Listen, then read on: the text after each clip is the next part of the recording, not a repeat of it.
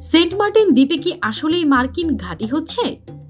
ইউনুস সরকারের সহায়তায় যুক্তরাষ্ট্র সেন্ট মার্টিন দ্বীপে সামরিক ঘাঁটি স্থাপন করতে যাচ্ছে, আর সে কারণেই সেন্ট মার্টিনে পর্যটকদের চলাচল সীমিত করা হয়েছে।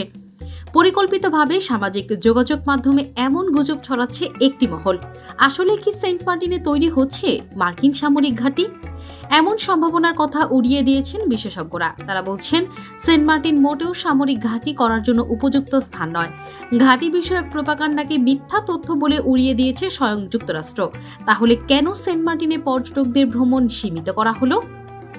জীববৈচিত্র্য ও প্রাকৃতিক সৌন্দর্যের অপার লীলাভূমি সেন্ট মার্টিনের আয়তন মাত্র 17 কিলোমিটার, যেখানে 10,000 লোকের বসবাস হলেও বছর জুড়ে থাকে কয়েক লাখ পর্যটকের ভিড়। অতিরিক্ত মানুষের চাপে এখানকার পরিবেশ ও জীববৈচিত্র্য মারাত্মকভাবে ক্ষতিগ্রস্ত হচ্ছে। তাই সরকার সেন্ট মার্টিন প্রবেশে কিছু বিধিনিষেধ আরোপ করেছেন।